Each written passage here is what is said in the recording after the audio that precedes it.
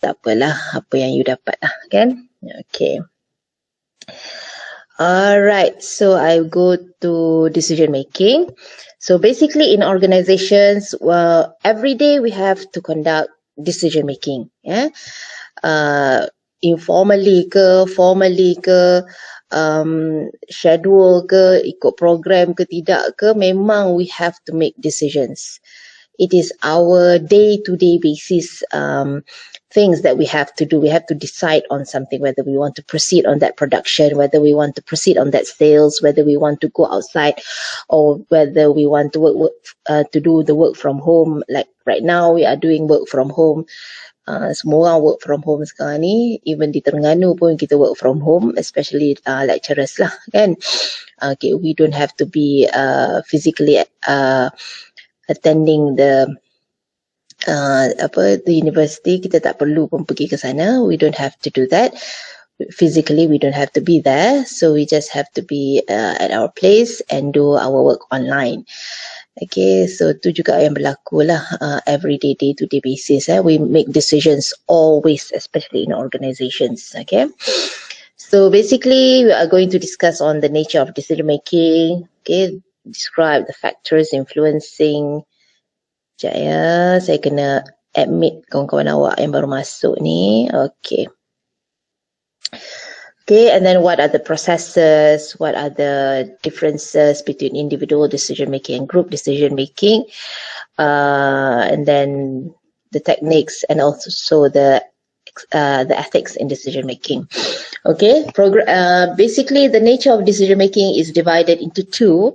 Kita ada program decisions dengan non-program decisions. Program decisions is when it is repetitive.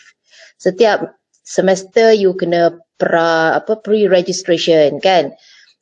And then you ada urusan transfer credit lah, macam-macam benda yang berkaitan dengan decision making at that particular semester.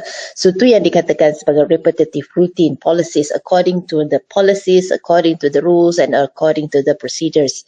So basically decisions yang nak diambil during this program repetitive routine ni, it is much more easier sebab we know already the precedent case macam mana kita handle this situation. Kalau ada masalah transfer credit dan sebagainya, kalau ada masalah khusus yang tak didaftar dan sebagainya, we know already how it's going to be done. Okay, we know already the policies, we know already the procedures, so it's easier for us to make good decisions based on that. Tapi yang menjadi masalah dalam organisasi is when we have these non-program decisions. Kan, tiba-tiba je ada ad hoc, ada benda emergency, macam contohnya tiba-tiba ada darurat dan sebagainya. Those are the things yang memberi kesan lah terhadap our judgement, terhadap our creativity in making that decisions, because benda tu unprecedented kan. Jadi kita tak pernah ada policy sebelum ni, kita tak pernah ada rules berkaitan dengannya, maka it makes it difficult. Jadi decisions yang melibatkan non-program decisions ni perlu difikirkan dengan baik. Perlu ada involvement of the managers, perlu ada involvement of the general managers. Everybody must take part so that they can ensure that the decision is the best. Okay. Alright. Basically individual differences memang memberi kesan terhadap decisions kan. Kalau ada bosses yang mungkin lenient sikit, lembut sikit dan sebagainya, mungkin dia buat decisions tu tidak terlalu drastic, tidak terlalu menekan pekerja-pekerja dia, berbanding dengan individu yang bosses especially yang memang jenis berpersonality kearang ni kan. Dia strict lah kan. So those are the things yang akan memberi kesan terhadap the decision making. Cara dia layan orang, cara dia punish orang dan sebagainya juga berbeza. Okay, sekejap saya nak kena admit kawan awak ni sekejap. Okay. Okay. Alright. Seterusnya, okay, organizational constraints juga memberi kesan terhadap the decision making. Whether we have the ability to give rewards ke, kita ada rules and regulations kita ke, ataupun kita ada masalah dalam performance evaluations kita, itu semua memberi kesan terhadap our decisions. Kadang-kadang we have to follow these constraints. Kita kena oblige to these constraints to make sure the decisions are made accordingly, kan. Kita tak boleh nak suka-suka hati je bagi tahu, okey, tahun ni kita akan dapat bonus yang banyak, 3 bulan gaji bonus, tapi rupanya kita tak ada pun keupayaan tersebut. We don't have a good reward system. Kita ada masalah dalam performance kita, kita ada masalah dalam kita punya sales dan sebagainya, so we cannot do that. So those are the organizational constraints yang kita kena oblige to. Okay, basically the decision making process involves 6 steps. Okay, identifying opportunities and diagnosing problems. Okay, that is the first step. And we have to generate alternatives. Macam you all buat lah, kan? Kadang-kadang you all banyak buat decision. Sama ada you all punya decision apa biasanya? Oh, nak ambil paper tu ke tidak, kan? Nak sambung study ke tidak? Nak kerja ke tidak, ataupun nak apalah, macam-macam lah berkaitan dengan career you lah basically, kan, at your young age. So you have to generate the alternatives and then you have to evaluate the alternatives. So kena ada timbang lah, kan, whether it is good or not, whether it is sufficient or not dan sebagainya. And then you make the decisions and then you implement the decision and evaluating and monitoring the results. Bila you dah implement the decision, you kena evaluate and monitor the results, whether benda tu sesuai untuk diteruskan ataupun tidak. Kalau tak sesuai, maybe you kena back off dan buat tindakan yang lain, buat decision, you kena ubah. Okay, tu je caranya untuk make sure your decision is the best. Okay, group decision making. A situation where 2 or more people are involved in making decisions. Ni macam syura lah. Dalam organisasi memang biasanya kita buat meetings dan sebagainya in order to make good decisions. Dan kita takkan buat decision seorang-seorang lah basically dalam organisasi.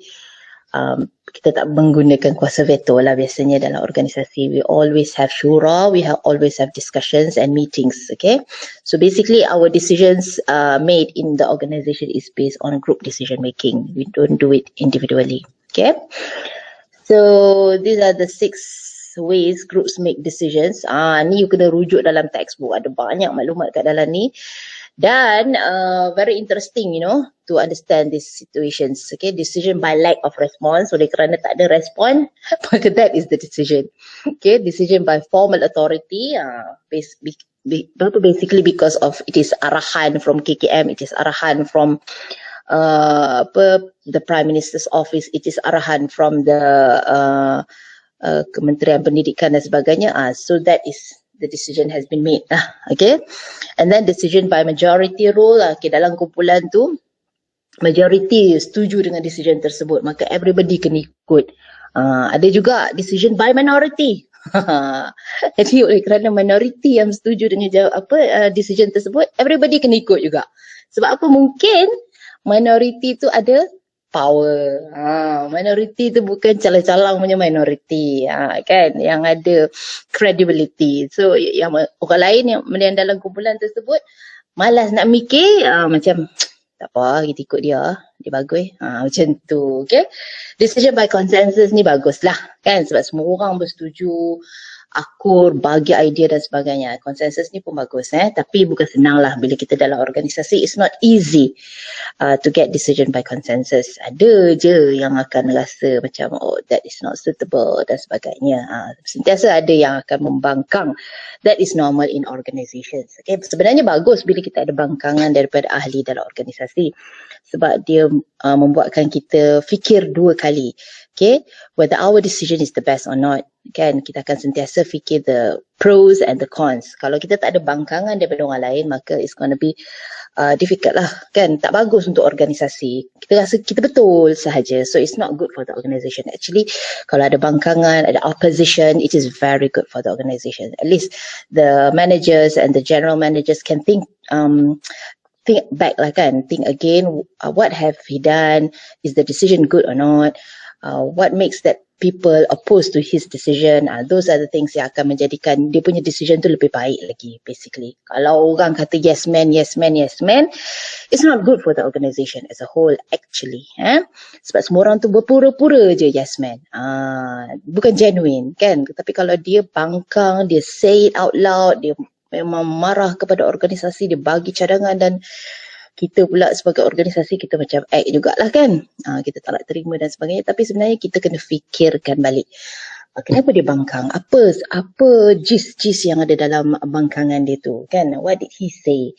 Then kita boleh fikir balik, and then we can make a good decision based on that bangkangan. Kita jangan tolak-tolak tolak bulat-bulat dia punya bangkangan tersebut, the opposition tu. Kita kena terima, and at the same time kita timbang what is the best solution, what is the best decision, apa yang kita boleh ambil lah, dan apa yang kita boleh guna pakai untuk organisasi. Okay. And then of course the last one, anonymous consent. Kita tak bagi tahulah siapa punya idea, siapa punya cadangan dan sebagainya, tapi everybody agrees on that. Jadi kita rasa the decision is the best for the organisation, for the sake of the organisation. Ni you kena tengok dalam textbook. Saya tak ingat muka surat berapa, tidak saya tengok. Very important. 232. Mana? 232. 232. Set. Very important this part. Okay, you kena tengok setiap satu tu, you kena ingat. Okay? Nak cerita saya ni. Okay, group decision making techniques. Okay, kita ada brainstorming. You all dah biasa brainstorming kan? Brainstorming ni tak kisahlah idea you nampak tak betul ke, idea you nampak plekeh ke apa ke, it doesn't matter. As long as you give the ideas, you give the solution, you try bagi cadangan dan sebagainya. That is brainstorming. It is very good actually. Sebab kita cuba fikirkan what is the best solution. Okay, kita bagi teknik yang terbaik kepada organisasi. It is good. Okay, and then we have nominal group technique. Apa dia nominal group technique?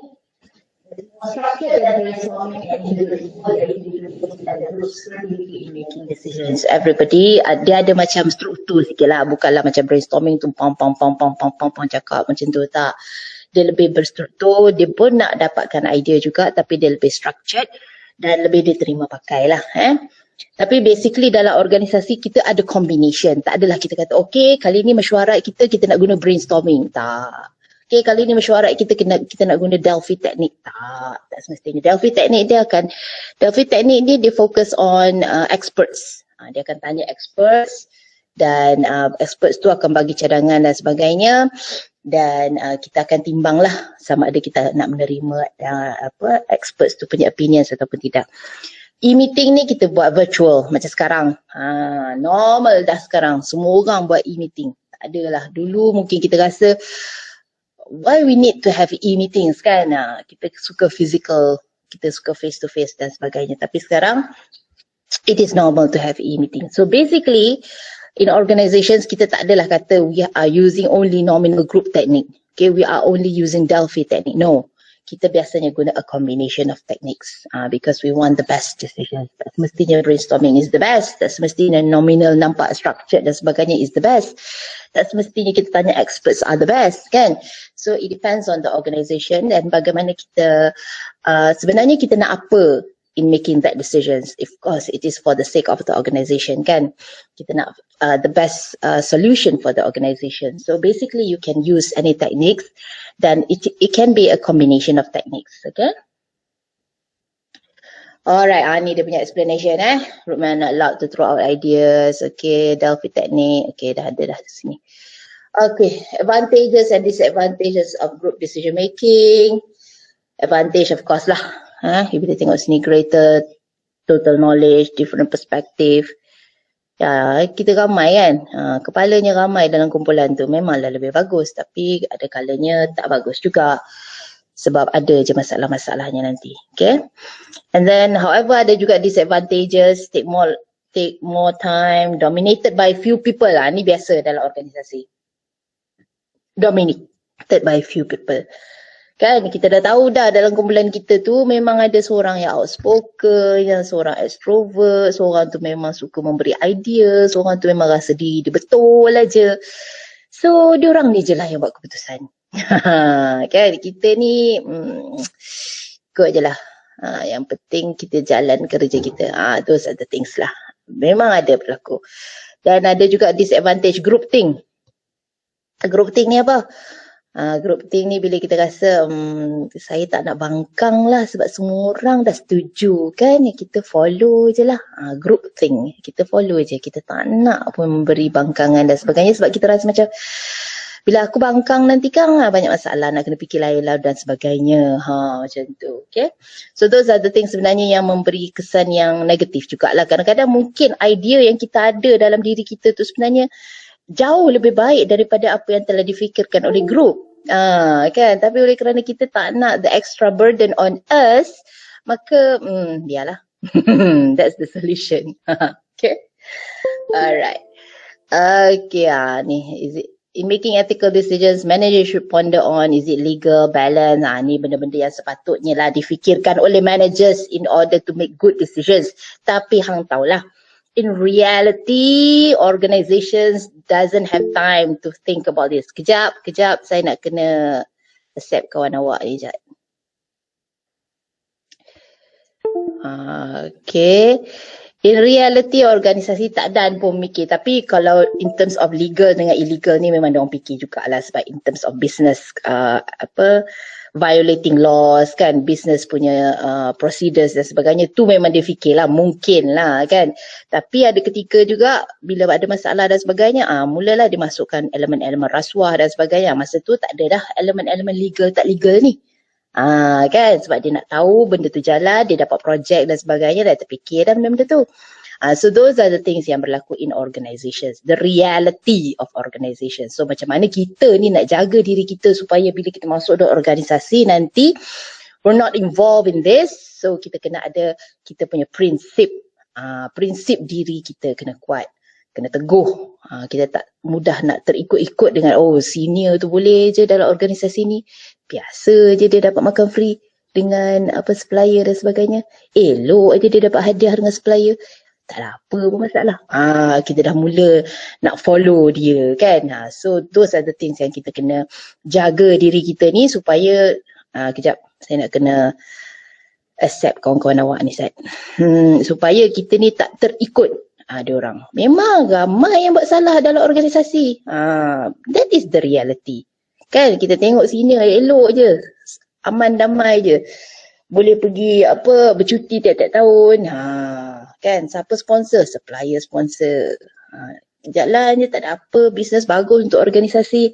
Memanglah kan. Tapi banyak benda-benda yang under the table ni susah.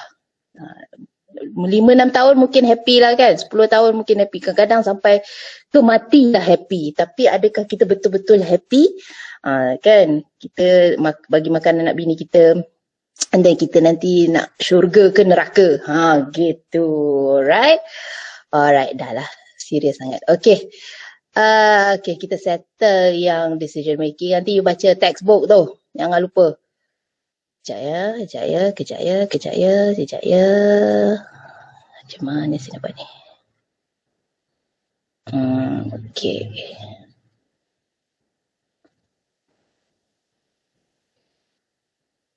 Okay, lepas tu kita pergi kepada groups and work teams.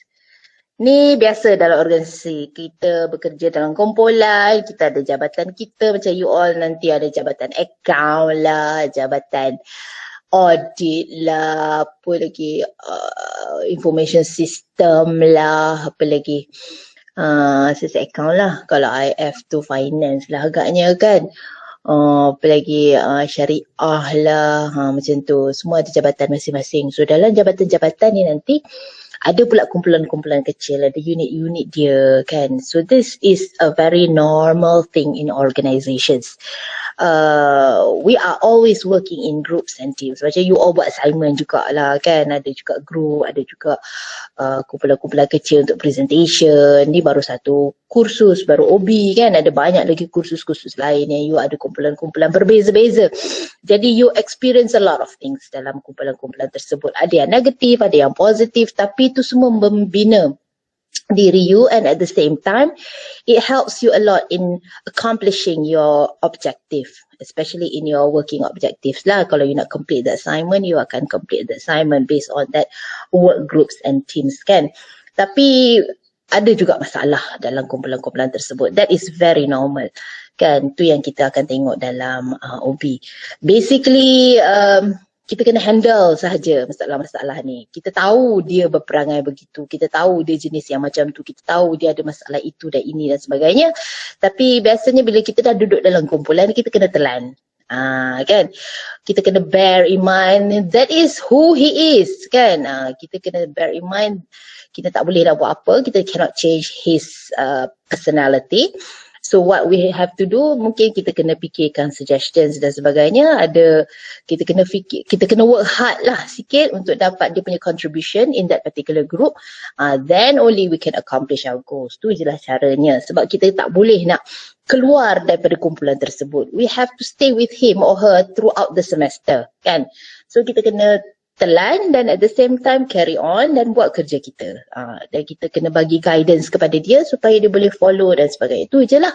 Dan kita kena ambil iktibar supaya next semester kita tak jumpa lagi dia. Tapi kalau dalam organisasi, bukan ada satu semester je bersama dia. Bertahun-tahun dengan dia.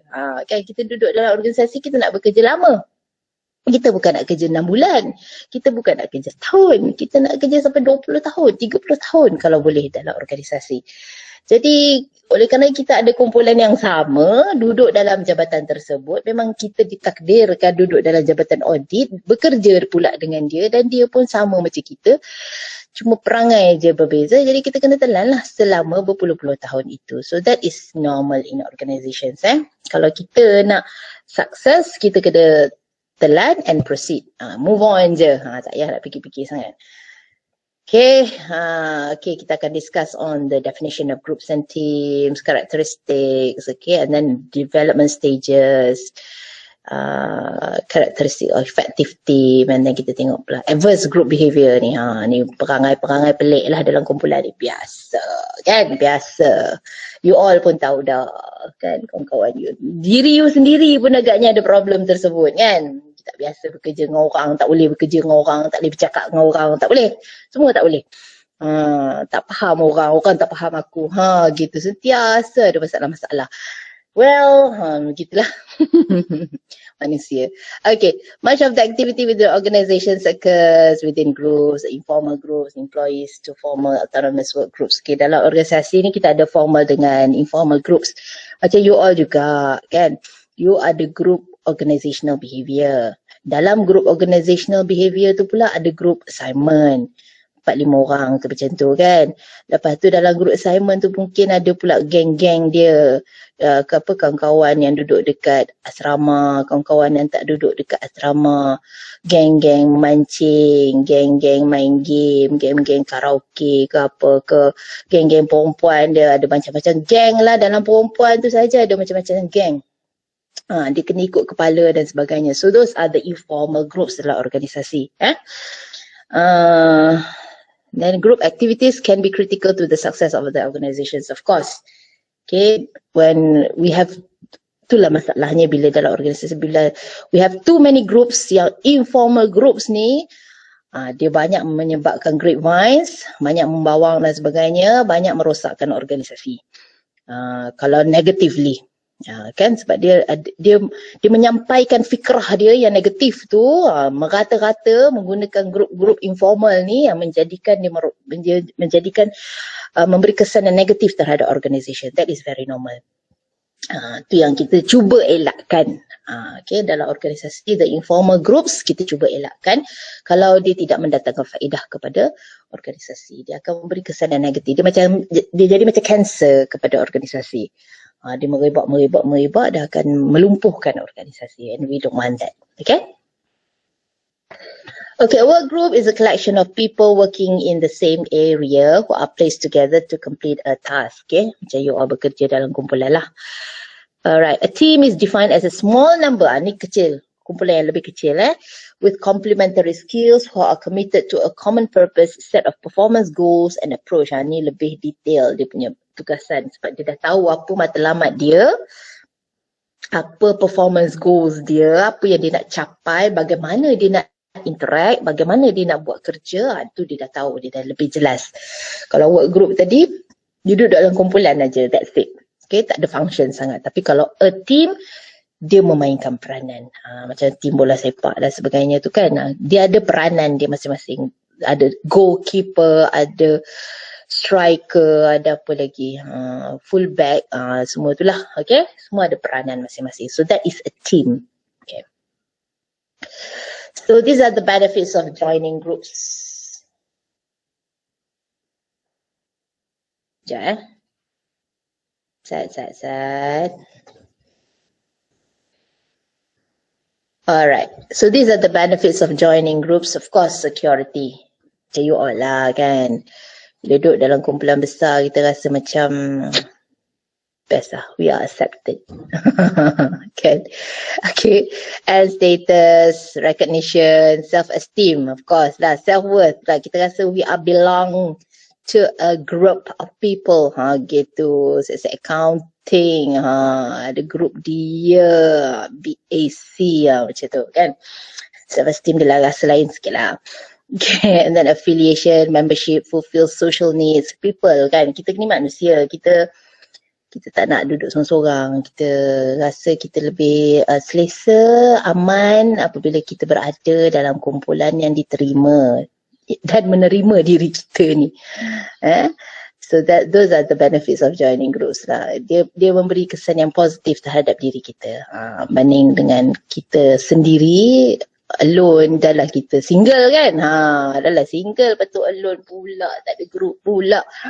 Memang perasa. Okay, so basically tak asal gurau je. Okay, and then because of power and control, kita rasa ada opportunity for leadership roles bila kita duduk kumpulan kan, kita rasa diterima, kita ada ideas dan sebagainya. And then of course it will help us in achieving goals lah basically kalau kita duduk dalam kumpulan ni. In terms of social interaction lah basically. Okay, formal informal ni macam ni you dah tahu dah. Formal memang berkaitan dengan tugas, dengan kerja. Very direct to the bosses. Kalau group yang dengan pesyarah, awak bukan main sopan lagi kan? Macam tu jugalah dalam organisasi. Bila kita ada bos dalam WhatsApp group kita memang sopan. Kan, semua arahan yang diberikan oleh bos, baik. Terima kasih. Cuba kita duduk dalam grup yang kita aja, tak ada bos. Kau je main-main, keluar semua tanduk lah, ekor lah kan. Semua emoji ada. Apalah arahan macam tu, kan. Tak clear, all those things ada. Tu informal group lah. Tapi kalau formal group memang kita semua alhamdulillah lah, bagus lah kan. Kita ada kesopanan dan kesusilaan menghormati orang tua di dalam kumpulan. Bagus lah alhamdulillah. Tapi maknanya nak khabar formal and informal groups ni dia punya elements memang sangat berbeza. Okay? Kita akan lebih rasa santai dan menjadi diri kita yang sebenar apabila kita duduk dalam informal group. Berbanding dengan formal group. Kadang-kadang fake aja yang ada dalam formal group tu. Okay. Okay, yang ni you kena tengok textbook Dia punya explanation memang banyak dalam textbook. Ashraf, surah apa? Tak ingat dah 203. Okay. Sekejap. Group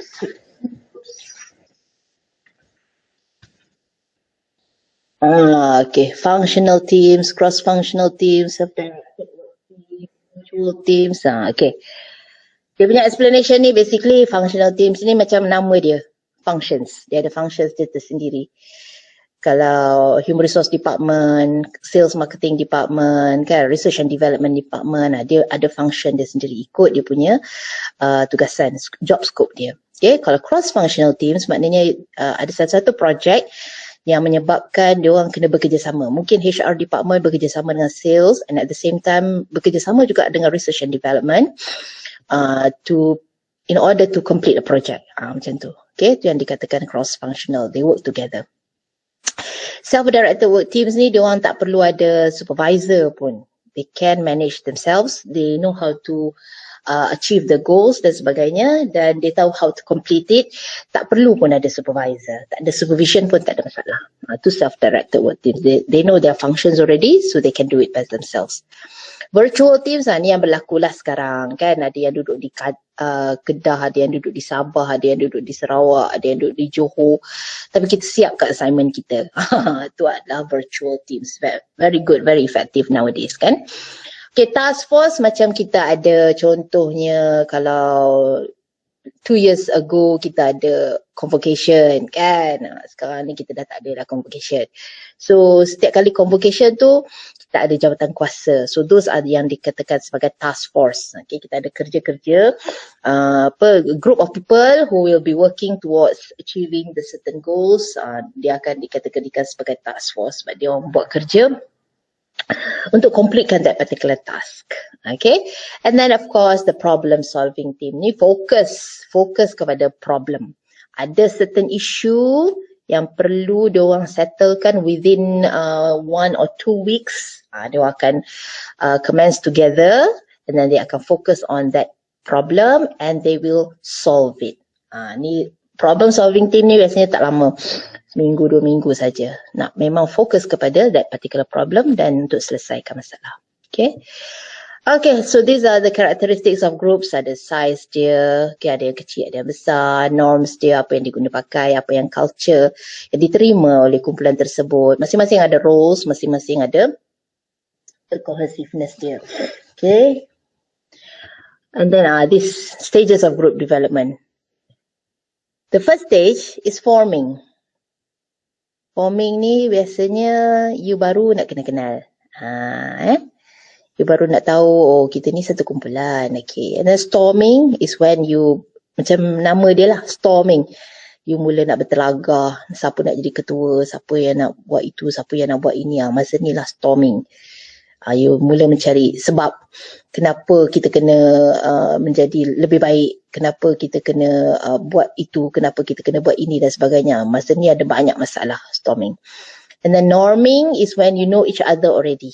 Dalam kumpulan tersebut, you understand already the behaviors dan sebagainya, and then you try to adapt the situations. And then performing is when you do the work, you carry out the task. Macam you all dah buat assignment dan sebagainya tu kan, you all mengalami stages ini. Performing dah, bila performing ni maknanya you dah submit dia punya assignment dan sebagainya. And then adjourn, habis bila selesai submit je button assignment tu, adjourn lah kumpulan you, tak ada dah. Tak nak jumpa dah ahli kumpulan. Okay. Ni masalah-masalah yang biasa dalam kumpulan. Social loafing. Kan. Put forth less effort when they are part of the group. Dia buat bahagian apa? Kalau dulu kita kena hantar assignment hard copy. Kan, hantar assignment hard copy, nanti ada yang tukang print, ada yang tukang binding. Jadi kalau yang social loafer ni, dia biasanya ambil yang bahagian tu je lah, binding. Lepas tu nanti dia hantar je kat bilik bersyarah. Gitu. Dia tak fikir pun konten-konten dan sebagainya. Okay, dulu, sekarang tak ada lah. Sekarang tak tahu siapa yang buat assignment. Okay, and then diffusion of responsibility. When the number of people increases in that particular group, memang akan ada yang takkan ada tugas lah untuk dia. Sebab dia rasa macam ramai sangat dah dalam group kita ni, sampai 10 orang satu group. So I don't have to do the work. Macam tu. Okay, kejap saya nak kena masukkan kawan awak ni. Okay. Alright. And then of course escalation of commitment, when people invest resources into cause of action that is failed. Okay, dah terlalu lama sangat buat kerja, jadi dia rasa malas dah, tak ada rasa dah nak commit dengan tugasan tersebut. Sebab tu you all punya sistem semester 6 bulan je. 4 bulan je pun sebenarnya kan. Sebab kalau lama-lama memang you akan jadi, I'm bored of this already. Kan, saya dah tak tahan dah dengan benda-benda macam ni. So you tak nak bekerja lagi dah. Okay, and then group thing. Macam saya cakap tadi kan. Kita tak nak jadi orang yang membangkang, maka kita follow aja apa yang dia telah dipersetujui. Okey, yang dalam bahagian grup ni, yang paling penting sekali untuk test ni, awak kena tengok bahagian ni tau. Dalam roles tu, muka surat 207, dia ada task roles, ada maintenance roles dengan blocking roles. You kena ingat tu, apa yang dikatakan sebagai initiator, apa yang dikatakan sebagai encourager, harmonizer, blocker. Ni semua karakter-karakter yang kita bawa sebagai ahli kumpulan. Ada yang jenis blocker, ada yang jenis harmonizer, ada yang jenis initiator. You kena kenal karakter-karakter tersebut. Okay, sebab ada soalan lah dalam test nanti. Okay, untuk test tolonglah jangan dah tengok-tengok buku ya. InsyaAllah saya tahu awak semua hebat-hebat. Tak perlu banyak buku kan. Okay. Alright, so habis bahagian group, kita pergi organizational structure. Okay, jap. Organizational structure ni tak ada dalam textbook. Okay, tapi you boleh google lah, ada banyak tentang organizational structure. Tapi yang saya rujuk ni adalah menggunakan buku Stephen P. Robbins, Organizational Behaviour, Prentice Hall. Basically, organizational structure, okay, it defines as how job tasks are formally divided, grouped and coordinated. Macam kita ada organizational chart, tu kan? Kita ada yang paling atas mungkin CEO kan, lepas tu kita ada managing director, lepas tu kita ada GMs, ada macam-macam GM, ada HR GM, ada GM finance, ada GM apa lagi, marketing, ada GM sales dan sebagainya kan. Lepas tu kita ada managers, and then kita ada assistant managers, bawah pada assistant managers kita ada senior executives, lepas tu kita ada executives kan. Lepas tu kita ada assistant executives. Bawah pada assistant executives tu nanti ada apa lagi? Clerk, senior clerk dan sebagainya. Those are the organizational chart.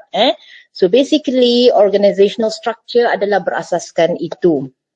Okay, because we want to focus on how job tasks are formally divided, grouped and coordinated. Supaya kita nampak lah each function dalam organisation, each department dalam organisation tu have their own roles.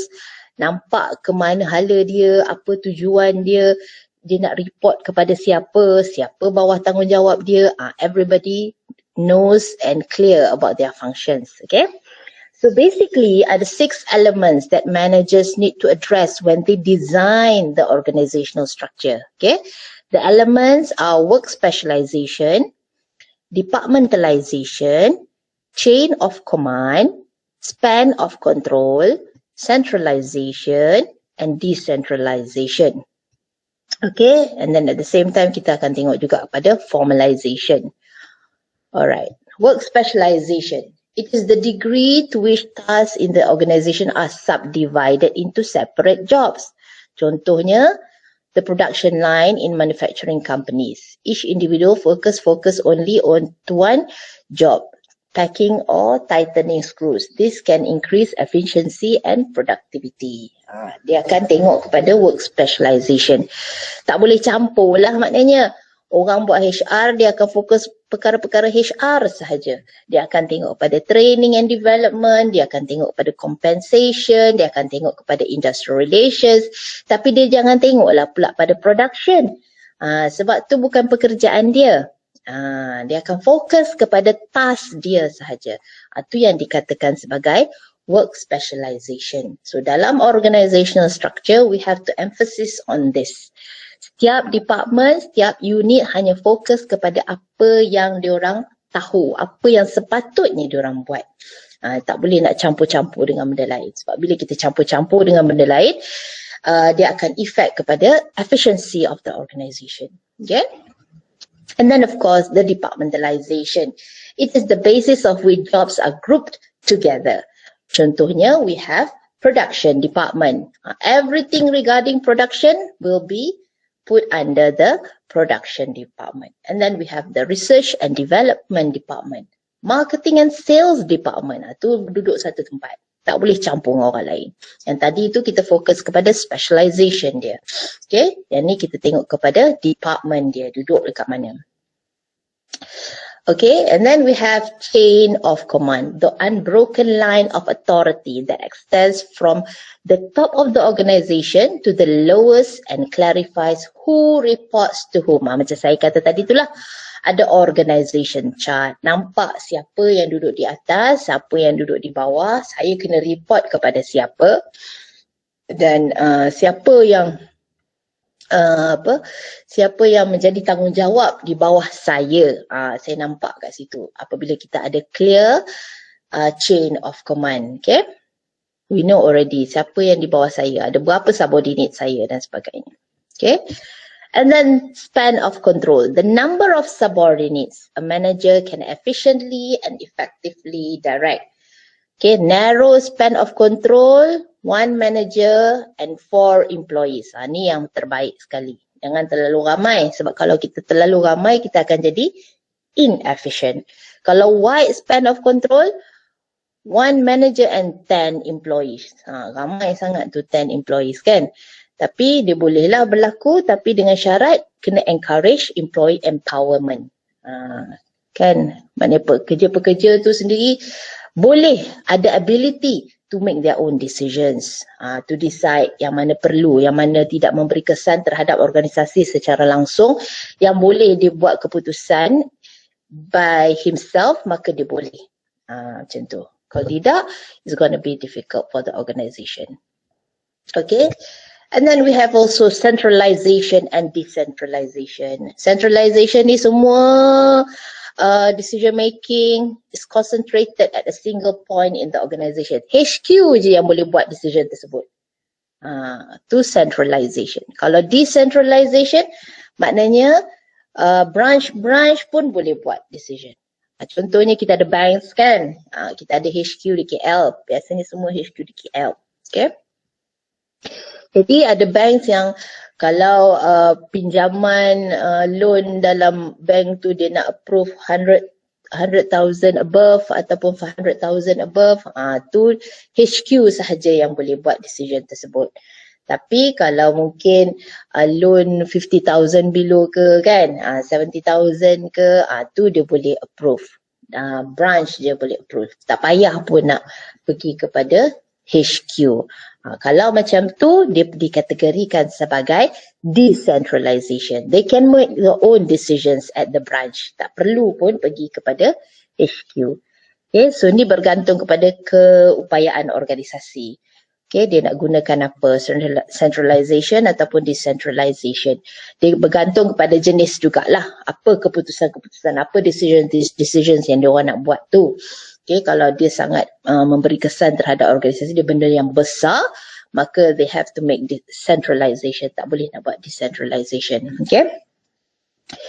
And then of course the formalization, clear job description, rules and policies. Ni kena ada dalam organisasi. Kalau organisasi tak ada clear rules, tak ada job description, tak ada policy, tak ada good standard operating procedure, SOP, tiada work process, maka it will affect the organizational effectiveness. Sebab kita duduk dalam organisasi kena ada all these elements. Kalau organisasi tu tak ada elemen-elemen ni, maka pincanglah the organization. Sebab tu bila you dah bekerja nanti, especially kalau you bekerja dalam syarikat yang kecil, kan, yang SMEs, ada kemungkinan there is no job description, there is no specific rules or policies. Ada kemungkinan macam tu. Jadi you sebagai graduates, you yang kena mulakan the rules, you yang kena bina the policies and procedures, and you yang kena tulis what are the job descriptions for each of the jobs yang ada dalam organisasi itu.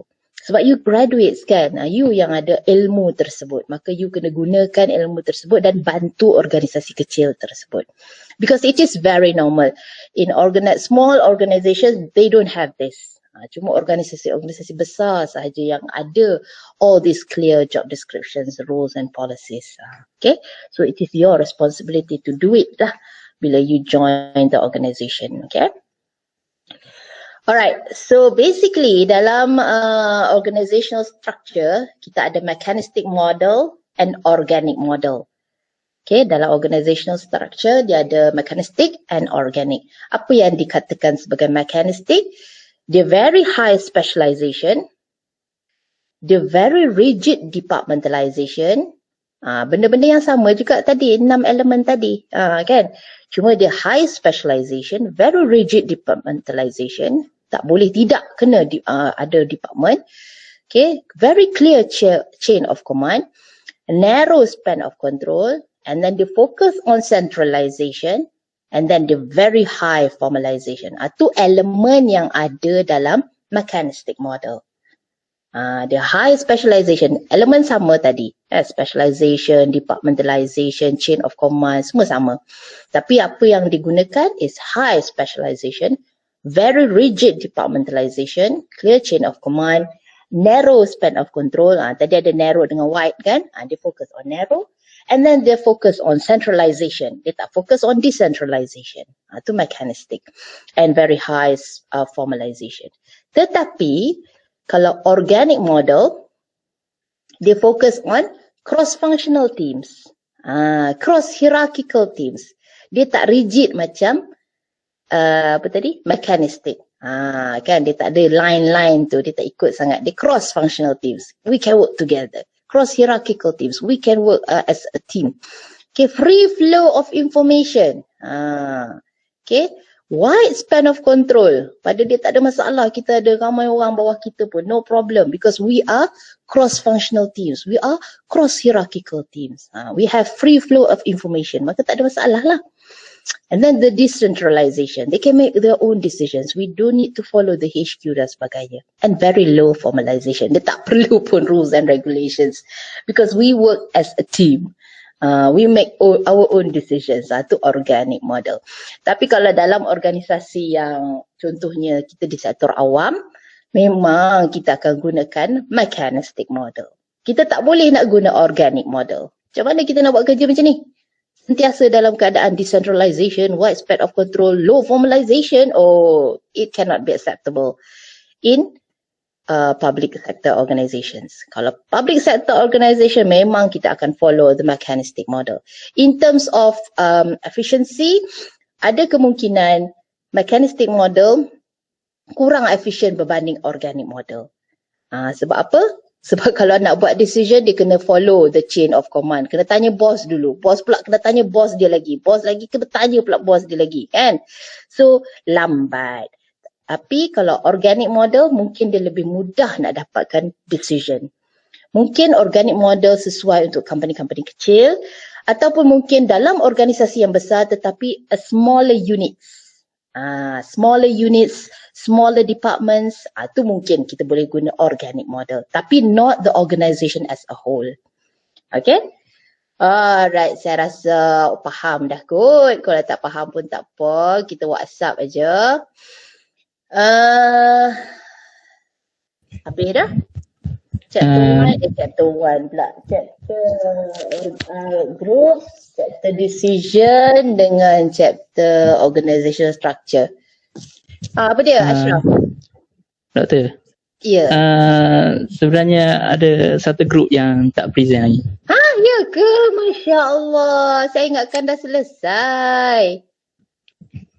Okey, minta group member untuk buka kamera. Nak buat hari ni ke? Buat hari ni je, Doktor. Yalah. Untuk prepare. Awak tak habaq. Ingatkan selesai dah. Okey.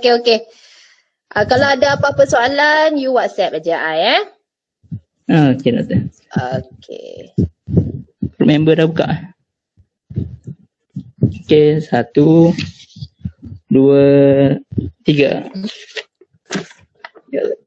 Ada. Comel sangat. Thank you, Doktor. Ada, ingat ke betul lah. Ada. Saya lagi lah. Thank you, Doktor. Tak present betul, Doktor. Lakat ni kelas Doktor lah yang saya relax sikit. Saya macam Ya tak stress. Allah, beriyalah aku ingat betul lagi. Masya Allah. Terima kasih. Saya harap awak faham lah apa yang saya bebelkan tu. Faham doktor. Banyak benda yang apply dalam hidup nampak dah juga doktor. Aduh, ya Allah. Okey, kalau ada apa-apa WhatsApp aja saya. Terima kasih banyak-banyak lah jadi anak murid saya yang comel-comel ni. Hari ni kena pakai tudung lawa-lawa lah awak ya. Kalau tidak,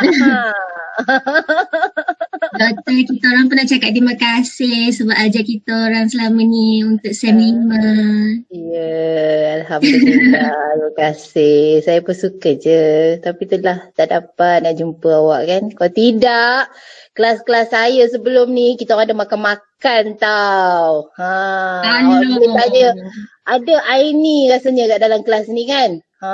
Kita orang buat makan-makan setiap kali habis kelas. Korang tak dapat merasa lah. Kita makan sama-sama lepas ni lah kiranya. Okay. Thank you very much. Terima kasih doktor. Okay, Assalamualaikum. Good luck for your test and case study this week. Okay doktor. Okay, bye-bye. Terima kasih banyak. Assalamualaikum. Bye-bye. Thank you doktor. Okay, thank you. Terima kasih.